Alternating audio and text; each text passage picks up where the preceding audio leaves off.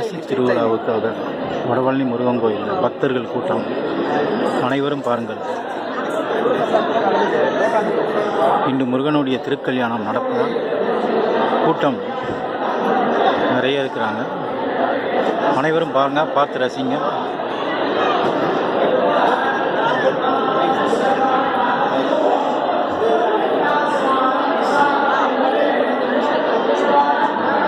இது பிரசாதத்துக்காக அந்த லைன் கூட்டம்.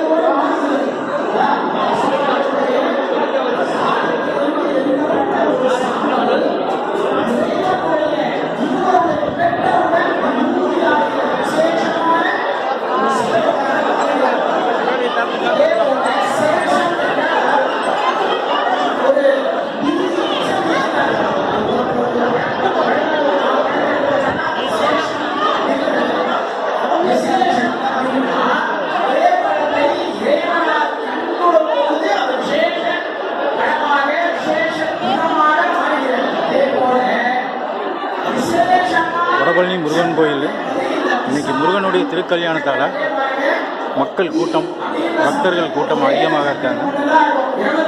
அனைவரும் பார்த்து ரசிங்கள்.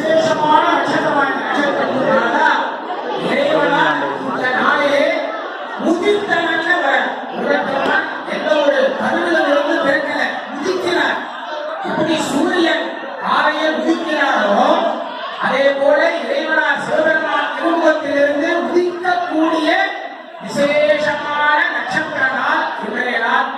அப்படி உதித்த முருகப்பெருமானுடைய விசேஷமான இந்த விசாக நட்சத்திரத்தை மகோத்சவ ஆராதனையுடைய இறுதி அங்கமாக ரொம்ப சிறப்பான முறையில 9 நாட்கள் கொடியேற்றத்திலிருந்து துவங்கி ரொம்ப சிறப்பா ஒவ்வொரு நாளும் இறைவனாருடைய அருளோடு நமது ஆலயத்தினுடைய நிர்வாக கர்த்தா அவர்களுடைய பெரும் வழிகாட்டுதலோடு இந்த விசேஷ விழா நடைபெற்றது. இறை கடாட்சத்தோடு இது சமயம் திருக்கல்யாணம் நடைபெற்று இப்ப சுவாமிக்கு விசேஷ ஆராதனையை நம்ம பண்ண போறோம். ஏன் நம்ம வீட்டுல கல்யாணம் பண்றோம்னா அது விசேஷம், நிச்சயதார்த்தம் பண்றோம்னா விசேஷம், ஒரு சீமந்தம் பண்றோம்னா அது விசேஷம் இல்லையா? இதெல்லாம் விசேஷங்கள் தானே. அதையெல்லாம் நமக்கு தரக்கூடிய நன்னாள் தான் இந்த விசாகம் என்ற விசேஷ நன்னாள். அதனாலதான் விசாகத்திற்கு அவ்வளவு ஒரு சிறப்பு. விசாகம் என்ற நட்சத்திரத்திற்கு இந்த நாள்ல சுவாமியினுடைய சன்னதியில சுவாமிய அதி சந்தோஷமான ஒரு நிலையில பிரார்த்தனை பண்ணியிருக்கோம். நம்ம எல்லாம் சேர்ந்து முருகப்பெருமான அதி சந்தோஷமான நிலையில பிரார்த்தனை பண்ணியிருக்கோம். ரொம்ப ஒரு மன மகிழ்ச்சியான ஒரு நிலையில இறைவனார் இருக்கார். இப்போ சுவாமி கிட்டேந்து ரொம்ப எளிமையா நம்ம பலனை வாங்கக்கூடிய சமயம் இது இல்லையா? ஒரு மனிதன் சந்தோஷமா இருக்கும் பொழுது கேட்ட உடனே ஒரு பொருளை வாங்க முடியறது இல்லையா? அதே போல இறைவனார் அதி சந்தோஷமா இருக்கக்கூடிய நற்சமயம். இந்த நற்சமயத்திலே நமக்கு தேவையான அத்துணை விதமான நற்பயன்களும் பலன்களாக வந்து சேரணும்னு இறைவனார பிரார்த்தனை பண்ணி இவ்வளவு நேரம் சிறப்பான விசேஷ பூஜைகள்லாம் நடைபெற்றது. இப்போ சுவாமிக்கு சிறப்பான ராக தாள ஆலாபனை காலாக கேட்கணும். சொன்னார் இல்லையா, செவி செல்வம் தான் பெரும் செல்வம். அச்செல்வத்தை காட்டிலும் எந்த செல்வமும் பெரிய செல்வம் இல்லை, எல்லாம் கொஞ்ச நாள்ல போயிடும். ஆனா காதால கேட்டு மனதால் நிறுத்தி குணத்தால் இறைவனை வணங்கக்கூடிய செல்வமே மிகப்பெரிய செல்வம், அது விசேஷ செல்வம். அந்த செல்வத்தை தான் பூஜையா இவ்வளவு நேரம் பண்ணாங்க. தேவார திருப்புகழ் திருவாசகங்களா இவ்வளவு நேரம் இறைவனுக்கு விளப்பித்தார்கள். அந்த வரிசையில் ராகம் தாளம் என்ற ஆராதனையை இறைவனாருக்கு அர்ப்பணிக்க போறாங்க. தயவு கூர்ந்து எல்லாரும் அமைதியா இருக்கணும். நம்ம எல்லாருடைய கல்யாணத்துல போனபோது மாங்கல்யதாரணம் ஆன உடனே நம்ம வேலைக்காக உடனே கிளம்பிடுறோம். அந்த மாதிரி இங்க கிளம்ப முடியாது. சுவாமியினுடைய கடைக்கண் பார்வை நம்ம எல்லார் மேலேயும் பட்டு இருக்கு. எப்படி சூரியன் இண்டு இடுக்கு எல்லா இடத்திலும் தன்னுடைய ஒளியை கொடுக்கிறாரோ அதே போல அதி சந்தோஷமா அவருடைய கடைக்கண் பார்வை நம்ம எல்லார் மேலேயும் விழுந்து கொண்டிருக்கிறது. அந்த பலனை நாம பிடிச்சுக்கணும் இல்லையா? காற்றுள்ள போது தூற்றிக்கொள். அந்த தூற்றிக்கொள்ளக்கூடிய அற்புதமான சமயத்தில் இறைவனாருக்கு தாள ஆலாபனைய அர்ப்பணிக்க இருக்கிறார்கள். அதிலே ரொம்ப சிறப்பாக ஆதி தாளம் என்ற தாளத்தை ஆலாபனை செய்து அந்த ராக தாளத்தை ஆலாபனை செய்ய இருக்கிறார்கள். அதிலே முதலாவதாக ராக ஆலாபனை, ராகம் தாளம் ராகம், அந்த ராக ஆலாபனைய சுவாமிக்கு அர்ப்பணம். அதிலே முதலாவதாக ரொம்ப அருமையான ஒரு ராகமாக தன்யாசி என்ற அந்த ராகம். நமக்கெல்லாம் அறிவுன்றது எல்லாருக்கும் இருக்கு இல்லையா? உலக உயிர்கள் எல்லாருக்கும் அறிவு என்பது உண்டு. அந்த அறிவு ஞானத்தின் அறிவா இருக்கணும், நல்லறிவா இருக்கணும், என்னைக்கும் நல்லதின்பால் செல்லக்கூடிய அறிவா இருக்கணும். அதை தரக்கூடிய ராகமாம் தன்யாசி. சங்கீத ஞானமே பக்தி வினா சங்கீத ஞானமே என்ற ஆலாபனையோடு வரக்கூடிய தன்யாசி ராகத்தை ஆலாபனை செய்து நம் அனைவருக்கும் நல்லறிவு நல் வழியை இறைவனால் தர வேண்டி பிரார்த்திப்போமாக. தன்யாசி நமஸ்ராமயா.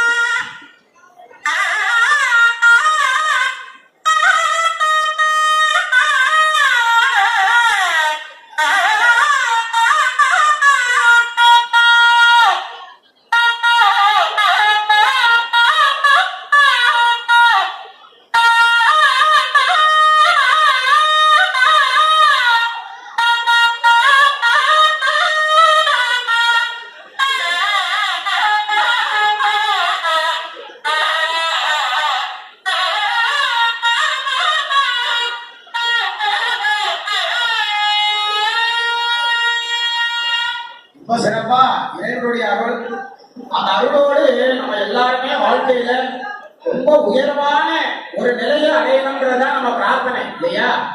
அந்த உயர்வான நிலையை இறைவனார் நமக்கு உறுதியா தருவார். எப்படி தருவார்னா நேர்மையான ஆசனத்தோடு தருவார்.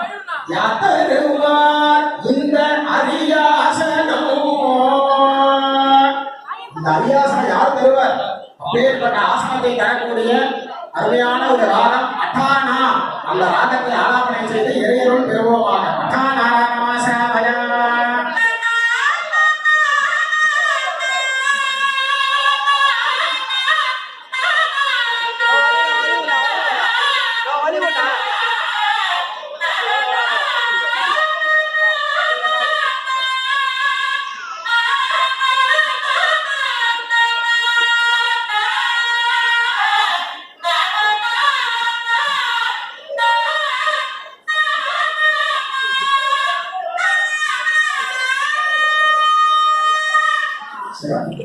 சுவாமியுடைய அனுபவத்துல நம்ம எல்லாரும் வேண்டது மகிழ்ச்சி, இன்பம், சந்தோஷம். இதெல்லாம் நம்ம வாழ்க்கையில தேவை.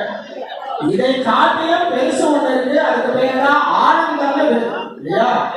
அந்த ஆனந்தம் என்பது என்றும் நம்மை விட்டு நீங்காது இருக்கக்கூடிய ஒரு செல்வம். ஆன்மா அடையக்கூடியது ஆனந்தம், குணம் அடையக்கூடியது மகிழ்ச்சி, மனம் அடையக்கூடியது இன்பம்.